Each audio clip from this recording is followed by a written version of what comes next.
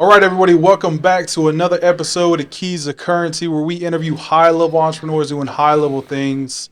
Today, I got another special guest. This guy is a sub-2 leader. He is killing it in the real estate industry. He is somebody that a lot of people look up to, brings a lot of value to the game. I have my good friend, Mr. Munif Saza. Did I say it right? You said it perfectly. Thank you, Justin. I really Awesome, appreciate man. that. So, thank you for coming on, bro. Excited to have this conversation. You're somebody that a lot of people look up to in the real estate world. I know you did the Closer Olympics a couple years ago, I did. and that whole backstory of what got you into that was just simply amazing. Because when did you start your real estate journey? That's a really good question. So, I actually started my real estate journey in 2019, Mm, where I got an Instagram ad of the Rich Dad Poor Dad. I think they had some event. I had previously read the book. I bought my first piece of real estate in 2018, February 2018. It was a condo, but it was for me to live in. okay. And I read the book the following winter, and the book talks about, hey, your house is not your biggest asset. Mm, People think it is, but it's not, because it's not bringing you money. There's no cash flow. You're negative cash flowing on this. An asset should bring you cash flow, right, and a liability brings you negative cash flow. And right. that's how he really breaks it down. Uh, and I'm like, oh my gosh, I'm such an idiot. I bought this condo. I probably should have maybe either been renting somewhere cheaper, or even just living at home with mom and dad, bought something and then put a tenant in there and started cash flowing. That would have been better. Mm, But I never really thought like that before I read that book, Rich Dad Poor Dad. A few weeks later, have you ever talked about something and then started getting Amazon ads for it? oh, yeah. That's exactly what happened. I read the book. I start getting Instagram ads for Rich Dad Poor Dad. They had this course, 3-day, $300 course or whatever. Go to the 3-day course. They overwhelm me with the the possibilities of real estate investing. I sign up for the $40,000 course. I do that. It's a 1-year course that they sold. It was called Elite Legacy. I spend the 40,000. They tell you to go get virtual assistants, spend money on direct mail. I didn't have $40,000, so I got credit cards. I took personal loans. I um I actually got a second lien on my house. On that Wow. apartment I bought. I got a second lien on it. Um, so I basically leveraged every resource I could, max out my credit card, just basically utilized everything that, because I had a pretty decent job, a 6-figure cybersecurity job. I did consulting. And so, I was pretty early in my career. I didn't have much savings, so I had to leverage everything I could. And I'm all in probably $60,000 in like marketing and all this stuff um, for 2 years. Not a single deal. Wow. Like, all that education gave me a lot of theory, and not a single penny in positive return on investment. So I just didn't know what was going on. I didn't know what to do, and I was pretty, I was like almost hopeless. Like, man, is this not for me? Is this something that I'm just not cut out for? Mm, But I didn't want to give up, and what I would do, I would just do a lot of research, because this program, it's great in its own ways, but it gave me a lot of theory, and I didn't even know how to talk to somebody. Like, I'd spend these 2 years, and I probably talked to 10 sellers wow. in 2 years, because I didn't know how important it was to actually be able to have a conversation, and I didn't understand the psychology of why a seller would sell you their house using, whether it's a cash deal or creative deal, or any kind of anything in between. Um, so I talked to maybe 10 sellers in those 2 years. I thought if I gave them 15 options on how they could sell their house, they would obviously go with me, because they make so much more money. But that's not true. Um, I joined Pace Morby's group, sub two. I wore the hat. I like to represent the group.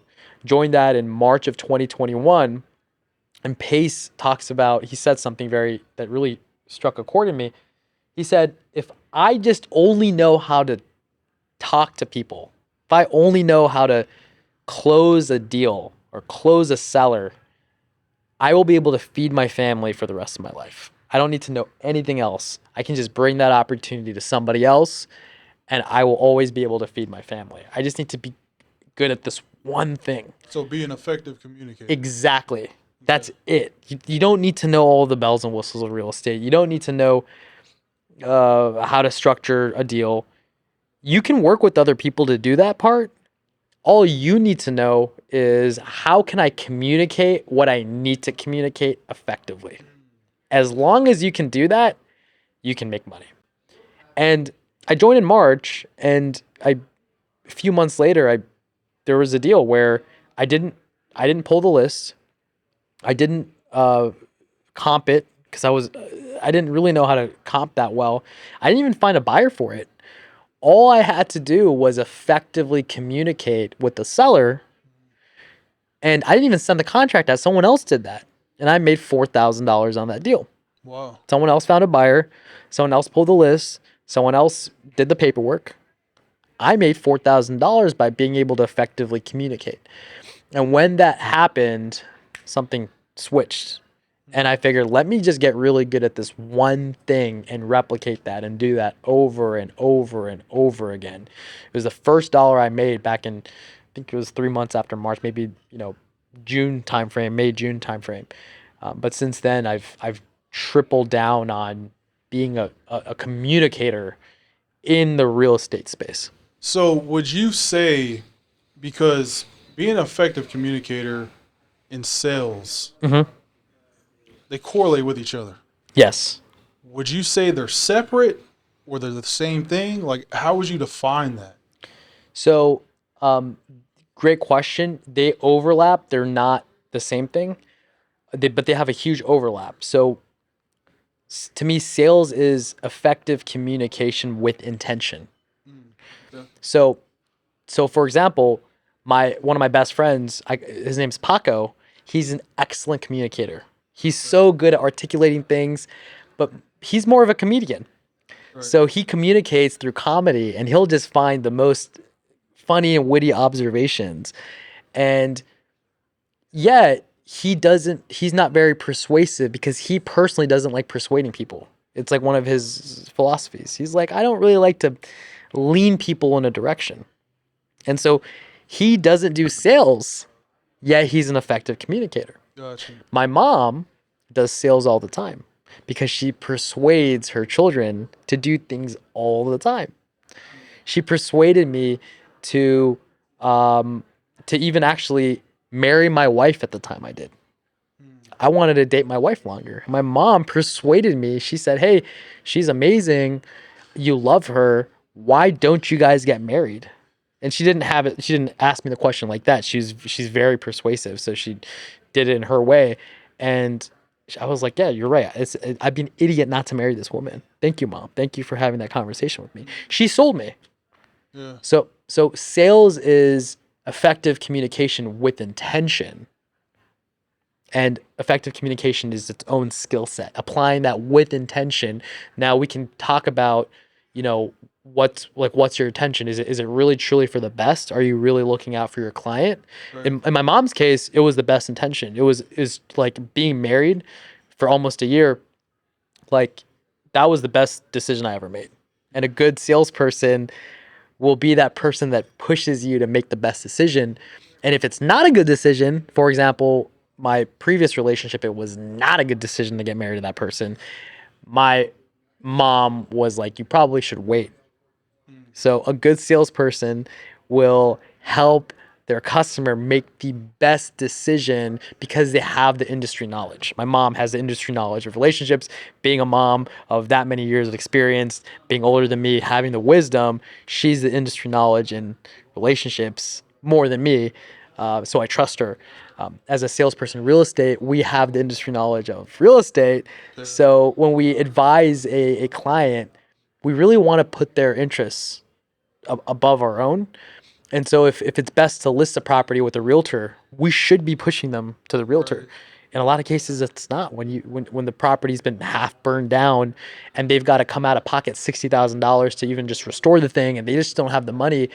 For us to strike a deal where it makes sense for me to maybe wholesale it or fix it myself, Yep. but they solve their problem, we need to have their best intention in mind. Yeah. So that's a very interesting perspective on things. I don't think I've had anyone yet come on the podcast and really talk about being an effective, communicator. Mm-hmm. A lot of people are so keen on being really good at sales, right? Sales is a skill set that you can develop. Of Right? course. It's not something you're just born with. Some people are born with a skill set. It's just natural for them, but it's something that even an introvert can go learn. Yeah. So when it comes to learning how to be an effective communicator, like how do we take those steps to learn that skill set? Because the way that you just articulated that was like, okay, that is something that's very important Right. in sales and marketing, period. Right. So it's like, what steps do we take to become an effective communicator? That's a really good question. It's repetition.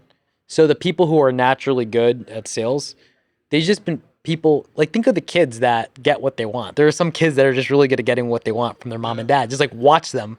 How do they live life? How do they persuade their parents to go to bed a little later? Right? Like kids do it all the time. Like for example, one of my mentors, his name is Ayal. His youngest kid, he's like 11. When he wants something from his dad, he calls his dad. Let's say his dad's traveling. FaceTimes his dad. Dad, I love you. I miss you so much. I can't wait till you're home. I love you. I can't wait to give you a kiss. He goes back to Israel. Ayal's from Israel. His kid will hug him and kiss him. He knows he wants something, and he'll be like, "Dad, can you buy me the new PlayStation?" He can't say no. So his kid's doing it, So we all do sales. We all communicate, but how to become effective? The first way to do it, I would say, is try. So go out there and just hyper expose yourself to the element of asking for the sale, right? So basically in real estate lingo, that's go and make offers and watch it just fail horribly. And you'll know what doesn't work. Sometimes it'll work, but most often it won't. Then after exposure, in my opinion, exposure is the best because it reduces like your stress response of being afraid and nervous. It'll just be diminished if you just go massively expose yourself to that stimuli of like rejection. You're not going to be afraid of rejection, right? So go do that, and then also simultaneously listen to good sales calls. Just listen and just copy that. You don't even have to go add your own style to it in the beginning. Just go copy that, and you're gonna intuitively build a feel for, okay, what works for me and what doesn't. It's natural. Your brain will naturally do it. You don't even have to consciously think about it. You'll figure it out like anything else you've done, like riding a bike, tying your shoes, driving. I think driving a vehicle is actually more dangerous and harder than sales and communication, and most of us do it. Wow. But when you're a new driver, when you're 16, you're terrified. Yeah. How scared were you when you got on the highway the first time in your life? You're like, I could die horribly. Your heart's beating. Yeah. You've got to drive. You've got somebody maybe next to you, but you know that you could screw up and get everyone killed. And it's literally scary. Yet, repetition. You're now like, we text. We're like, our heart rate is so relaxed. We're like texting. We're on Instagram. We're FaceTiming. We're on call. Granted, it's just, Your heart rate is so relaxed, yet you're doing this really complicated skill set that we can't even program like AI to do effectively, but you're doing it. So, bro, what would you say is the most common mistake that you see newbies make coming into this business? Because you told a little bit about your journey, right? How you came in, you spent a lot of money on another program, you jump on with Sub 2, you end up finding what you're really good at, you implement that. Right. But there's a lot of people that come into real estate, whether it's wholesaling or fix and flipping, whatever the case may be, right? Right. And they try it out for 3 months, 4 months, 6 months, even a year, and they're like, I'm not finding any traction. I'm not getting anything going. I'm going to fail. What is the most common mistake that you see people make when they're getting started in real estate? There's a few common ones. Yeah. It's hard to say the most common one. I mean, if you're like, what's the most, like, capital THE, the most common error? It's mindset. It's always mindset. That's like the foundation. It's like the foundation, because people, like, bro, like, I done so many creative finance deals. Like, we're closing on one right now. Closing on a few right now, like 3 in escrow. And it happens. It's a normal part of my life. And then I'll see like a Pace Morby creative finance like advertisement and then read the comments on the ads. And it's like nobody believes you can actually do it, or it's a scam or whatever. And it's not a scam, and it actually works, and you can make a lot of money, and it benefits the sellers. Like, I'm part of these deals, and I see how like my sellers are helped, and they're benefited, and their credit's getting better because their mortgage is being paid on time. And I read these comments, and they're like, the mindset's so whack. Where I think the in our culture, we're taught that rich people exploit other people to get rich.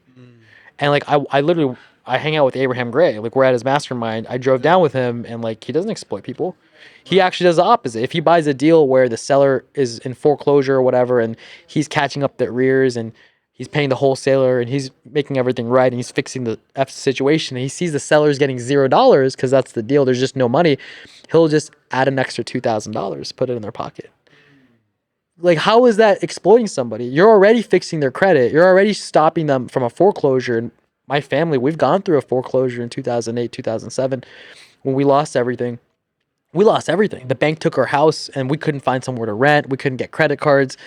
We got no money. We lost all our equity. We lost everything. And like, Abraham, Abraham Gray, right? And multimillionaire, buying this house, fixing their credit, stopping the foreclosure. He gets to make money. Of course, it's a business. He's going to make money. But he then sees that they're not getting any money on the HUD, and he always just writes them a check.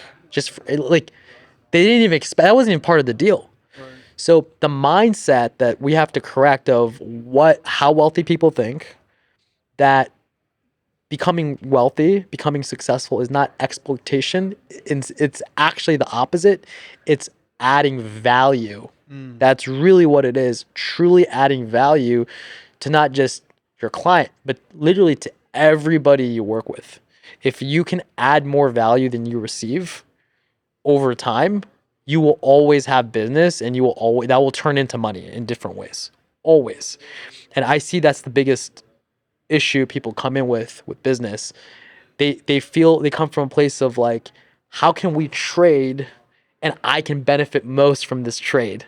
Yeah. Where if the mindset is, how can I deliver value in a literally like a disproportional way, where I'm over delivering with what I want in return. If I do that at scale, I will be successful. Yeah. If people can fix that mindset or just adjust that, they will be very successful, and they can come into deals, and people who are more experienced will want to work with the newer people and show them the ropes, because the people I love working with are newer folks that are like, hey, I don't even want to make money. I brought you an opportunity. I just want to learn. So how do we fix that, man? Because I agree. I think mindset is a foundation. That's where it starts, right? But at the same time, it's like, not everyone's built to be an entrepreneur. Right. Everyone's wired differently. Right. But the people that are wanting to dip their toes in entrepreneurship and get started, but they've got a mindset from having bad habits or the wrong paradigms, right? How do we fix that? Like, do we need to go get a mentor? I mean, read books? Like, how do we get past the mindset part? It's who you're around. That's like it's 100% proximity. Yeah. So I'm hanging out here with you. Okay. Right. We're hanging out with Abraham Gray. We're hanging out with all the dope people at this mastermind event. The conversations we have about money, business, work ethic, values, there's a certain vibration to it. I don't know how to better explain that. We're on a much higher frequency. Exactly. There's a rhythm or a frequency or an energy, or let's use more like concrete words. There is a paradigm to it, if we want to use that word. So when, like, for example, when we're talking about a deal, let's say you and me were just talking about a deal or how much money we're making, there's no shame in that. Like, you have to hide how much you made on a deal, or I have to hide. Right. We're just openly talking about how we're just our business versus, say I were to go back to some of my old high school friends, love them to death. I just don't spend that much time around them. I were to go back and we talk about money, like, hi, how much money did you make last year? They might be like, Take it offense. whoa, like, well, we don't do that, or like, oh, no, I don't like to talk about money, or just like try to push the paradigm to the way that they were raised and brought up. Right. And now I'm here not able to express my wins or successes or opportunities I'm working on, or even feel comfortable talking about, hey, I'm like raising 2 million for this 20 unit deal, because now I might make them feel a certain way, and now we're mostly like navigating through our feelings, and we're not really bettering ourselves from a financial sense. It's really just emotions and feelings and Yeah. trauma and problems and stuff like that, which is necessary to a point, but that shouldn't be all you know. Yeah. So it's proximity. Yeah. It's 1,000%. 100%, man. I totally agree on that, bro. And that kind of leads in to the next topic, which is community. Yes. Right? Because if you want to be in the right proximity, have the right people around you, whatever it is you're trying to learn, real estate, business buying, which we're here for today, Right. you got to be in the right room in the right community, right? So Right. that leads into my next question, man. We're both part of probably the most amazing community, I hands agree. down, because of our 100%. leader, 100%. Ace Morby. Yep. How important is community to your success as an entrepreneur? It's everything. Yes. It's not even a matter of how important. It's literally everything. So, there's this quote that a lot of people have said that, like, your net work is your net worth. Right. And I used to think of networking as like, just go to these events and have superficial conversation and give Yeah. your business card out, which that's not what it is. It's truly not.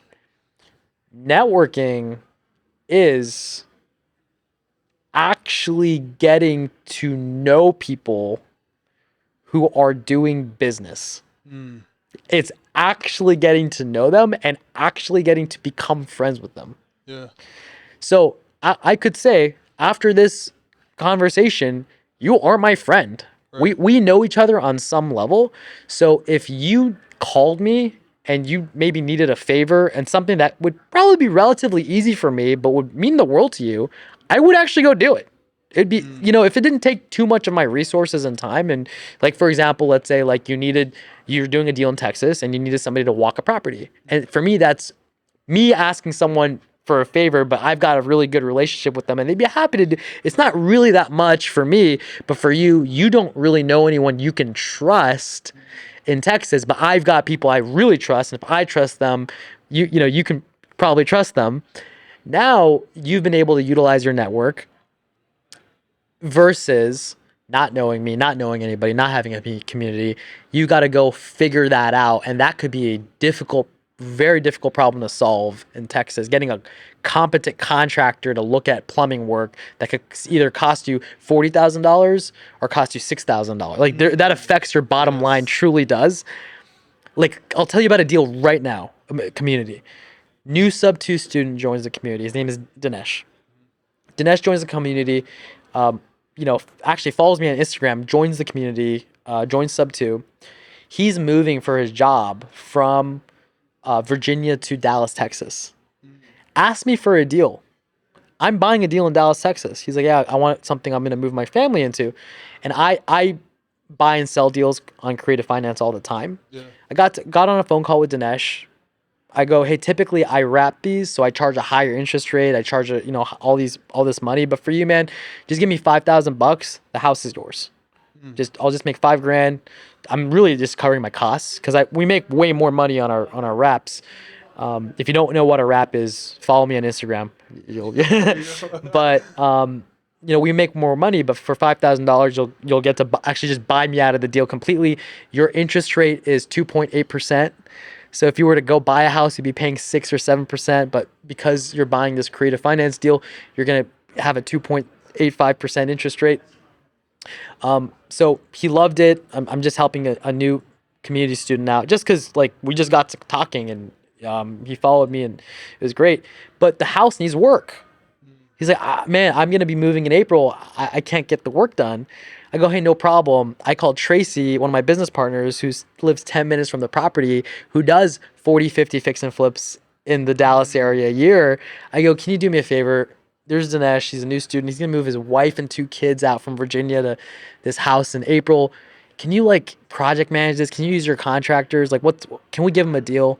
She's going to take a $50,000 rehab, get it down to $18,000, pretty much at cost, and just project manage it herself as a favor to me doing it as a favor to Dinesh. And all that stems from the community. It's all community.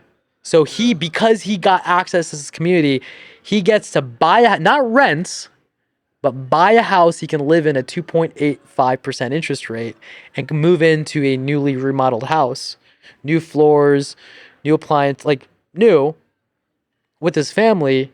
And then 10 years down the road, when he refis and makes a ton of money, it's because he got a great deal because he, plugged into a community. Yeah. You know what's interesting about that and why community and networking is so important is you got a lot of people that have been in this industry for decades. Yes. Right? And they plateau. Yes. They only get so far because they're riding the journey solo. Yes. Then you get guys like yourself that have only been in for a couple years. Yes. And skyrocket past these people because they understand the power of proximity, they understand the power of networking, and they understand the power of community. Yeah. So that just goes to show is like, if you're out here trying to figure things out on your own, that's your first mistake right there. Exactly. You got to be part of a community to have success and really take this elevator all the way up. I 100% agree, man. And it's really about over delivering value. So, for example, like I asked Abraham, guy speaking at this event, what are your goals? It was like one of the first time I met him. It's like, what are your goals? You've made all this money. Like, what do you want to do? Do you want to scale? All right, guys, we're back. We had to do a little bit of an edit. We had some background noise come in. We're at a business conference right now. But Munif, my man, can you continue on with what you were saying in regards to the importance of community? So, I think we were speaking a little bit about community and just like how can maybe newer folks who are getting in, how they can, what are some challenges, what's hard for them. And I think we talked a little bit about, just mindset being really a big thing. And something that I think a lot of people who are newer that they have to figure out is they value.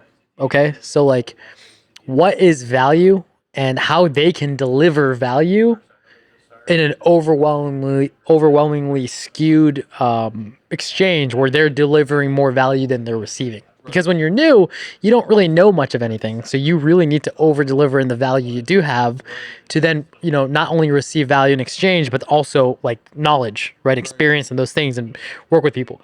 So the story I wanted to get into was with Abraham. When I first met Abraham, my first interaction with Abraham was me selling a deal to him. I didn't know who he was or anything about him, his background, business acquisitions, or any of that. I just knew that he was a buyer because somebody referred him to me. So I was selling him a deal. So that's value for somebody who's trying to buy up like half of Atlanta when someone has a house for you to buy and it's a deal. That's value. So I led with value. I had a deal for him. He paid me $14,000 as an assignment fee. So that was my profit. I profited $14,000 on that deal. And then we did another deal. And he paid for the second deal. He paid us $40,000. But on both of the deals, he probably made more than $100,000 on his side when he did them. But that got me in the door where, I was invited to his office. He wanted to meet with me, talk to me. And I asked him a question. I asked him, what are your goals? If somebody who's got, multi-millions of dollars, I mean, just astronomically large amounts of money. What are your goals? What are you trying to do? Is he trying to buy jets? Is he trying to, become a billionaire? What is he trying to do? And he said, Munif, look, I've made all the money I'd ever need in my lifetime and much more than that. My goals are not really about making more money. I like making money, but more so, I just enjoy doing deals. That's just a hobby of mine, really. My goals are to hang out with cool people. I want to meet cool people and have cool experiences. Yeah. So when he said that, it just registered to me, oh, Abraham, yeah, cool. I can like try to, bring opportunities to Abraham, and that's always great. But if I can provide cool experiences to Abraham, or I'm just a cool person that he likes, then that's value in it of itself. Right. Where I can't necessarily bring him money. He doesn't need money, right? So a lot of our friendship has been just us doing cool things together and us just being dope people. Yeah. And so because of that, now I have access to a lot of awesome things Abraham has access to. He's giving me access to his network. We're doing 2 projects together in Atlanta. He invited me to this awesome mastermind where I'm meeting cool people like you. We're doing this podcast literally at the mastermind. So I think we're talking about networking and what it really means and how to network in a community. And it's really about finding out what's important to the other person and then delivering on that. Yeah. And so for me, Abraham knows I'm looking for opportunities. So he brings me opportunities. Right. And now hey, what's up, Noah? That's one of my partners, Noah Hoffman. I just wanted to say hi to him. He flew out. He literally flew out from California last night when Abraham and I called him and say, hey, why are you not here at this networking conference? There's so many opportunities. He bought a ticket. He flew out and just like he's here. He's here for the mastermind. That's awesome. Yeah. So tell me a little bit about what you're currently doing right now, right? You told me a little bit about the journey. Clearly, you're a real estate investor. What does your business look like in 2023? So that's a really awesome question. And the answer is I don't know. The real estate market has taken this nosedive right now since interest rates have gone up so high.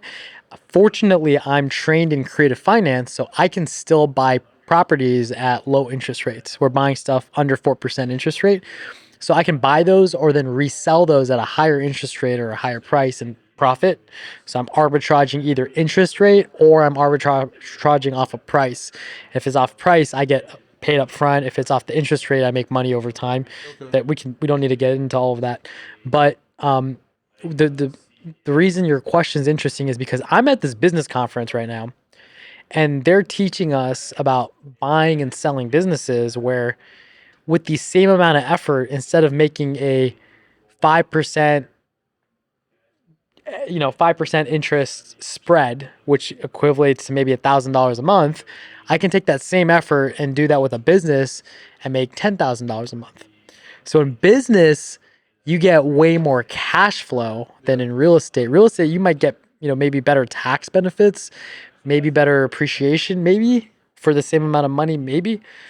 You probably get better leverage in real estate, but man, cash flow for the same amount of work where, you can do a $1 million deal in business, which in real estate, it's very difficult to do that. Even if you do a $1 million deal, you might see the money in 5 to 7 years. Yeah. Even if you do a $100 million deal, you might see the money. You might see $1 million maybe in 5 to 7 years.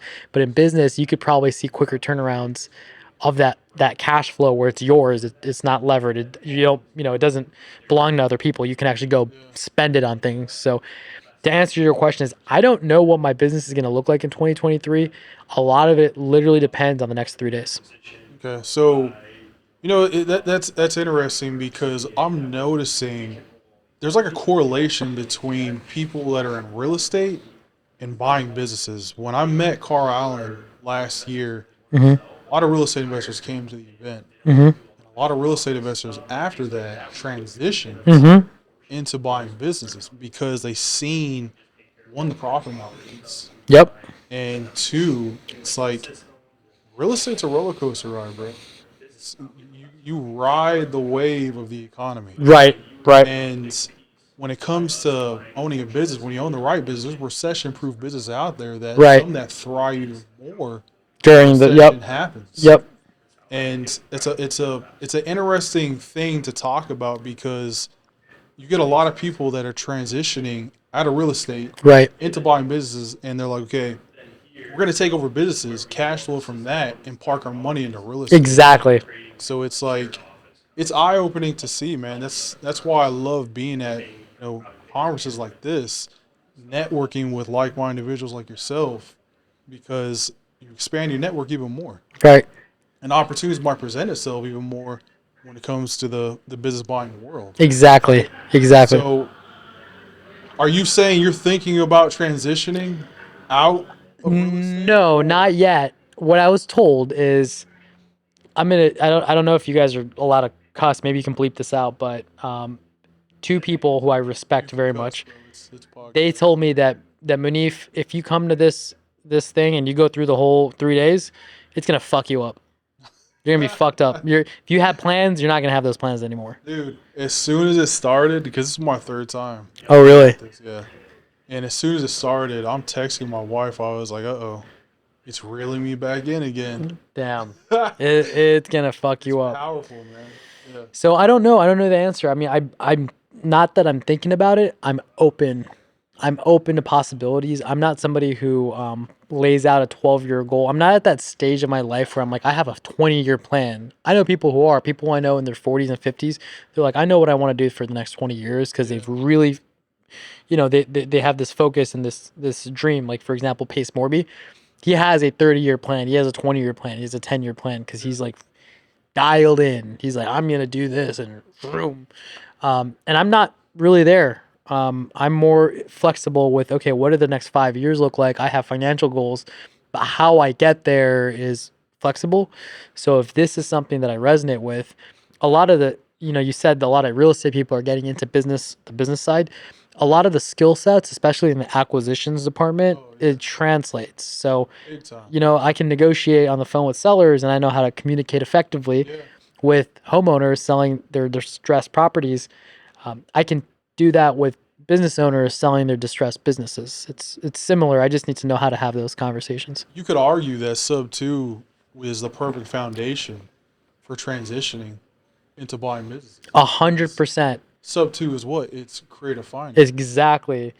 And it's easier because you're just talking about one asset. You're talking about one house, just whatever a house it has, all the things that are wrong with it's just one house. It's not a warehouse, it's not multiple warehouses, it's not, there are no employees, it's just simplified, but you're structuring something creative with one asset. Right. And then once you do that enough, you know how to have these conversations. And then now when you go learn the business side, you have to learn the business pieces. It's more complex, but the fundamentals are the same. Yeah, 1000%, man. So, want to transition a little bit, bro. Content, right? Mm-hmm. Branding. It's 2023. Why is content and branding yourself so important and crucial nowadays compared to before? Well, you know, before, how could we get attention, right? So attention is currency. Attention is currency because attention is, Tony Robbins says something. He says, energy goes where attention flows. Something like that. I might be paraphrasing, but basically, where there's attention is there energy. If you're thinking about zebras all day and night, you're probably gonna do something related with zebras. You're probably gonna go out and buy zebra toys or go visit the zebras. I'm just giving you an example. Probably not the best example, but it's we know it in our lives. Like if you think about, what you focus on, it manifests in your life in weird ways. If you're focused on cars, you love cars, you're probably going to be somebody who either buys a car or rides in nice cars. It's just something that's going to manifest itself in your life. So attention is this currency. And in advertising, previously we've had TV, we've had billboards, radio, people who, we like entertainment as a species because it gives us dopamine hits and it lets us just tune out. It's just easy to just consume. And so in those entertainment channels, whether it's TV, radio, when you're driving, billboards or whatever, to be people who could afford to, they can capture your attention using those platforms. Today, entertainment is mostly social media, just following and scrolling, or YouTube, or just on Facebook. I mean, it's generational too. There's a little bit of generational trends. Like younger generations are usually more on TikTok, and there's like a little bit of an older generation, mostly on Instagram, and then some of the older folks are a little bit more on Facebook. But it's all social media, and we're seeing trends where a lot of our attention is on social media. What does that mean for you as a business owner? It means you don't have to go buy radio space. You don't have to go buy TV ad space. You can literally for free put ads out there for your audience. Costs you nothing. Absolutely. Now, if you can go get, buy equipment and make higher quality production, but I'm talking about the space, right? Like airspace, like, you used to have to pay a lot of money for that. You still have to pay a lot of money for that. Super Bowl ads cost so much stinking money, right? But what about something that goes viral? How much did that cost them? One clip, that one guy who was like playing that song, he was skateboarding, he was drinking that juice. You know what I'm talking about? It's like, forget the name, but TikTok video. it was a TikTok viral video went viral, and it was this guy drinking this juice, and it was like awesome music in the background. He was like skating on the highway, just drinking juice, and everyone loved it. It's like that got more recognition than a Super Bowl ad. So if that company knew what would have happened and the views they would have got, they would have paid millions for that airspace. You see what I'm saying? But they got like his video, he could have charged. I mean, in like if we knew the outcome, he could have charged millions of dollars to plug that company. He ended up doing it for free, and then the company ended up doing sponsorship deals. He made a ton of money from that. But you as an entrepreneur, you as a businessman or businesswoman, have the ability to do that on a small scale for free by using social media. So why aren't we doing it? Why aren't we putting content out? It's interesting, bro. It's like, for me, someone who's an introvert, I had to come to understand if you want to reduce your marketing dollars, you're going to have to flip on your phone and the camera. Yeah. Start being vulnerable and putting yourself out there and telling people what it is that you do and what it is that you want. Otherwise, you're going to be invisible to the world. You're not going to be able to brand yourself. And the opportunities that are out there for you are going to be flying past you because you want to hide in a corner, right? I love that you say you're an introvert. I'm introverted too. And so it's not that marketing ourselves or making content is extroverted activity. Extroverts and introverts use content creation differently. If you're extroverted, maybe you're going to be more making content where you're talking at the camera and you're being like extroverted, you're putting energy out there. Whereas an introvert, you're naturally doing a podcast where we're having a one-on-one dialogue and we're going deep, which is, as an introvert, we enjoy this. We get energy from really deep conversations.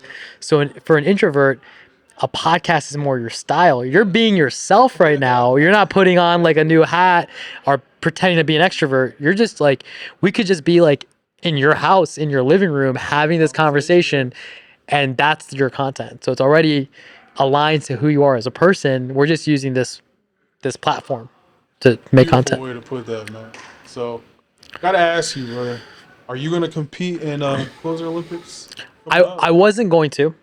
Okay. I really wasn't going to. It was super stressful for me.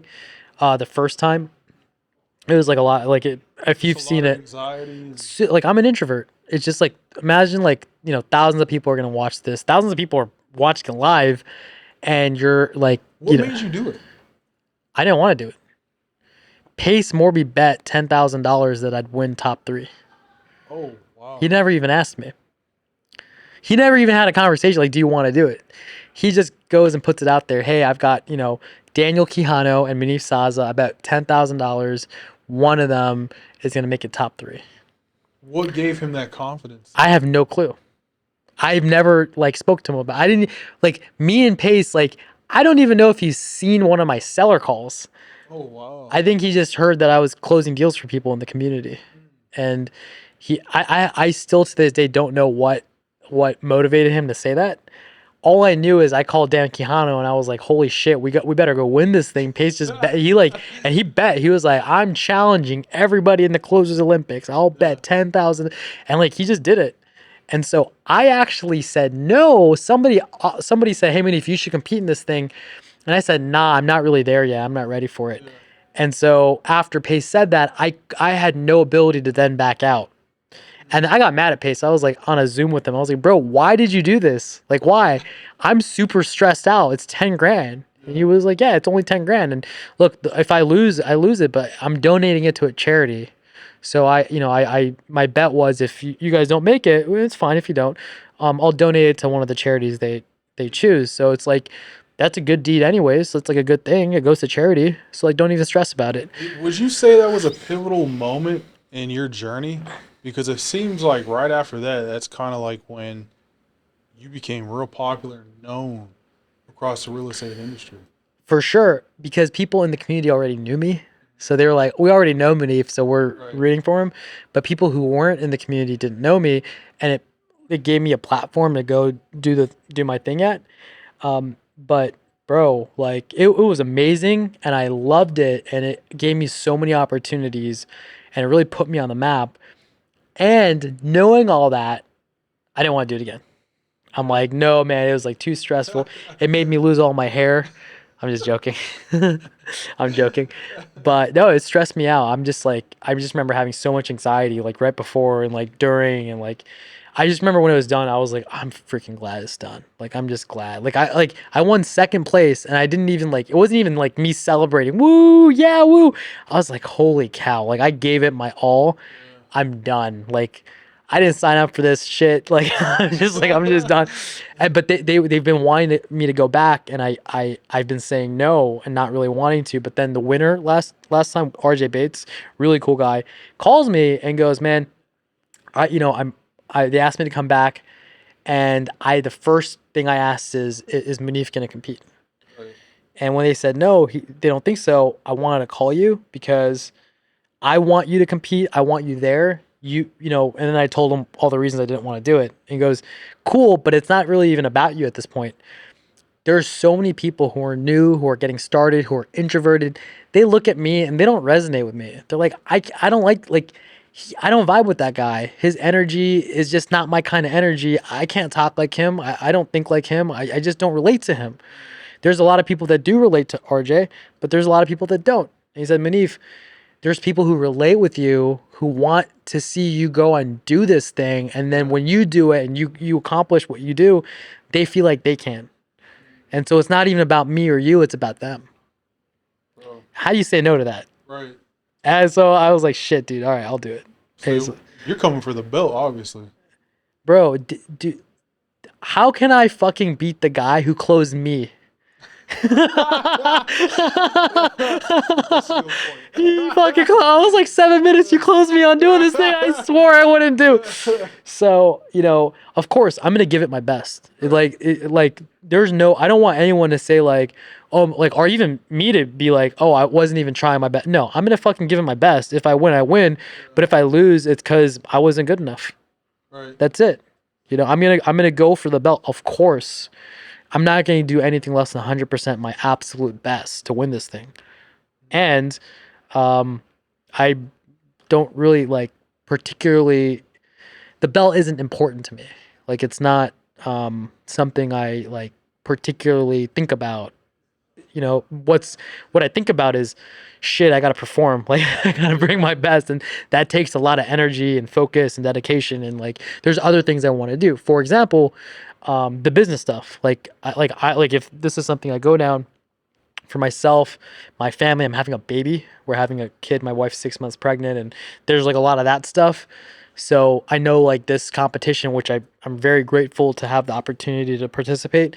It's gonna take a lot of time away from maybe buying a business, selling a business, or my newborn, or even just my existing business. It does take a lot of time just to be able to be in a position where you can go at 100%. You need to practice. You need to be, get calibrated to the format of the competition. So there's a lot of. It's like an Olympic, right? It's the closest Olympics. You got to train to actually perform at a competent level.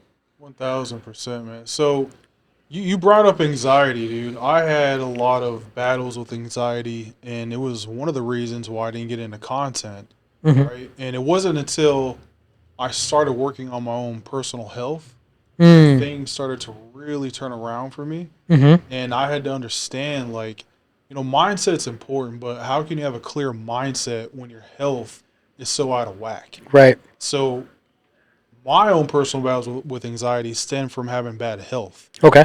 For you, right? Because there might be someone going through a similar situation to where they can't unlock their full potential because they're dealing with anxiety. And that's what's holding them back. Mm-hmm. How did you overcome your anxiety to get on a Closer Olympics and end up being the runner up in the competition? So I love that question, and thank you for sharing that. The my anxiety didn't stem from particularly health. Mine stemmed from not feeling good enough.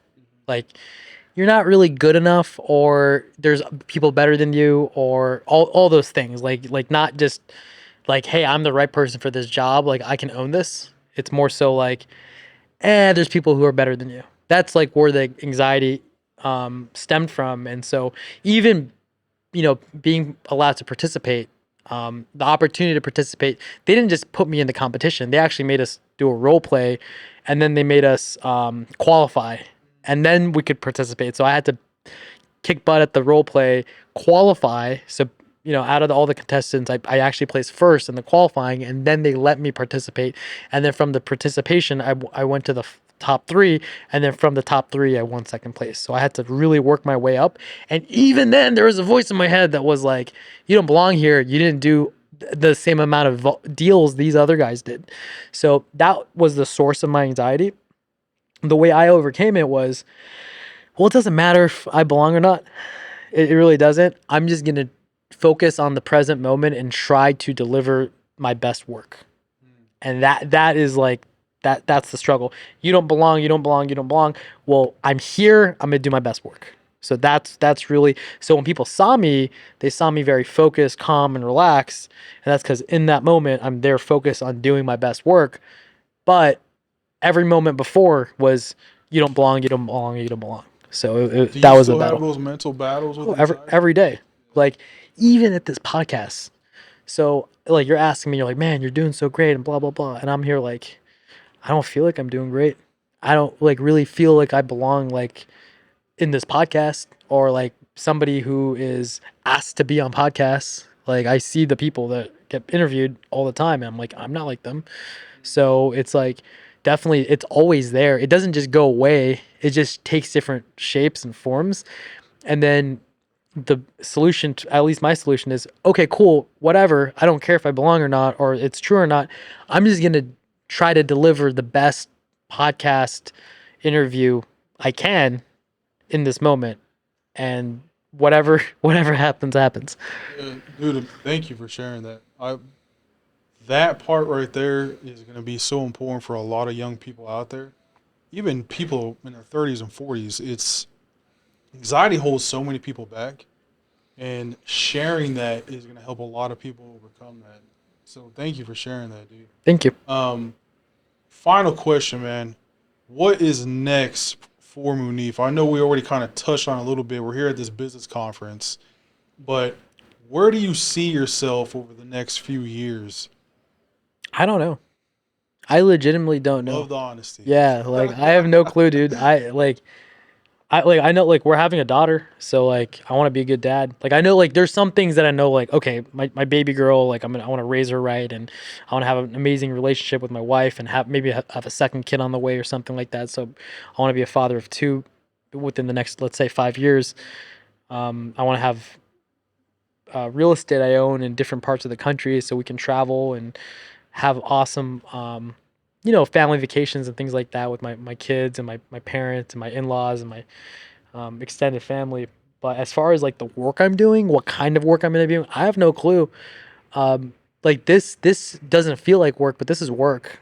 I love this kind of work. So maybe more of this kind of stuff, maybe the business stuff. I'm open to it.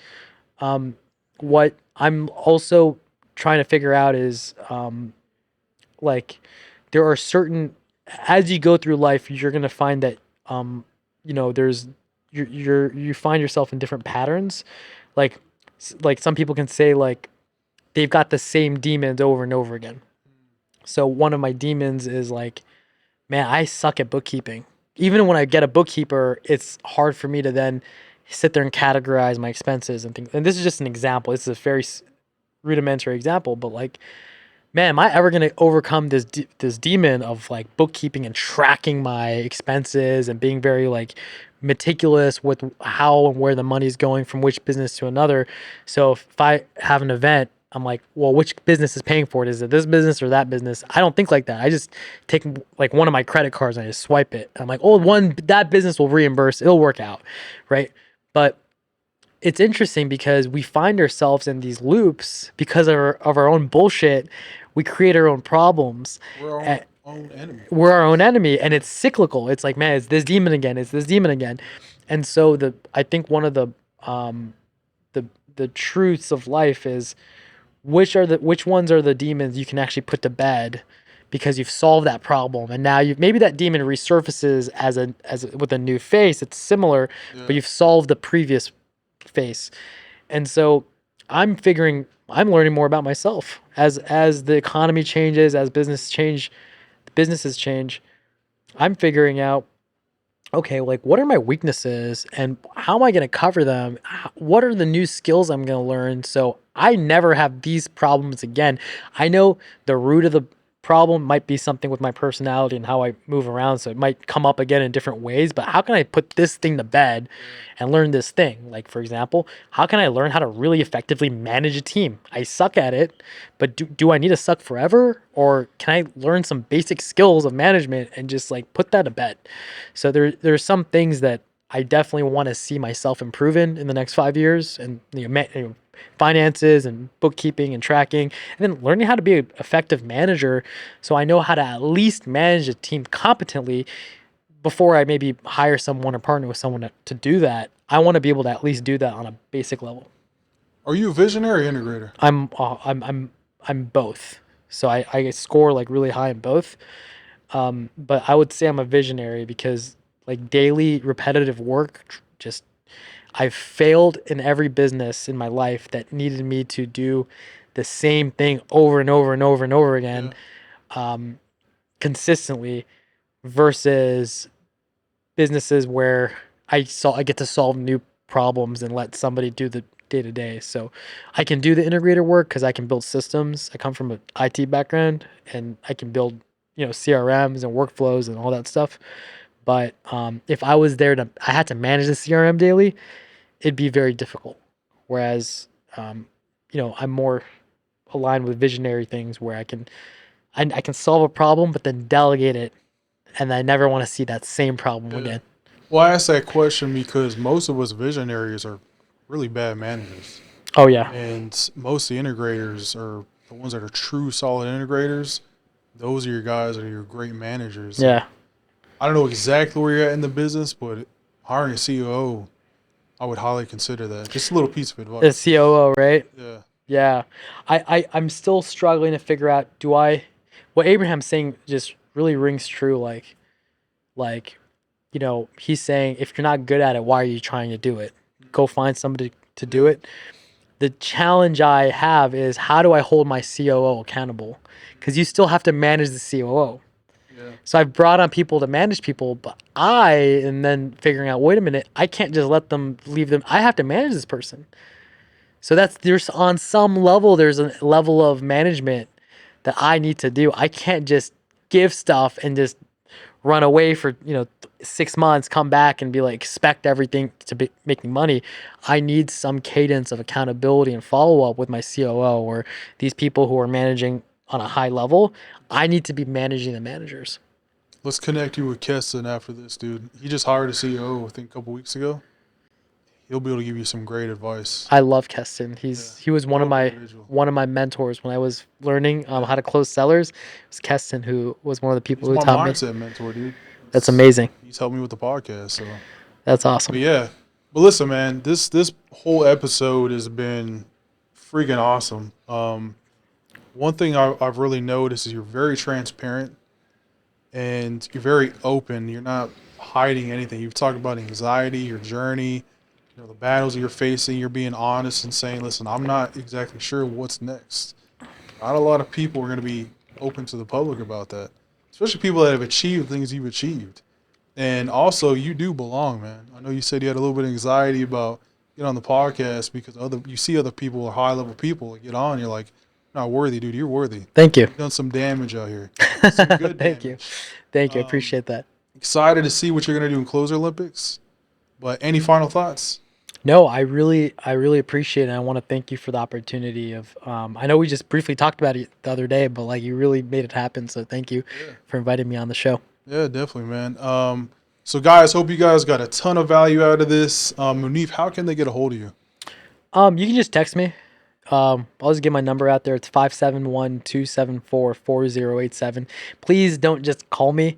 Some people just call and I just ignore it. Like if I don't know the number, I just like ignore it. But if you text me, I'll always get the text. People will sometimes DM me on Instagram and Facebook, but those platforms they hide the message unless you're following that person or you're friends with that person. You have to go through your like hidden messages and read all of it. But if you text me, I will see it. I might not get back, you know, um, quickly, but I'll see it and I'll respond when I'm free. He just gave you guys his phone number. Please don't abuse it. But reach out to him. Yeah, just text me. But guys, I hope you guys got a ton of value. Please like, share, subscribe, comment your favorite part about this episode. And until then, I will see you guys on the next episode. Peace. Oh, that was good. Well, that was good.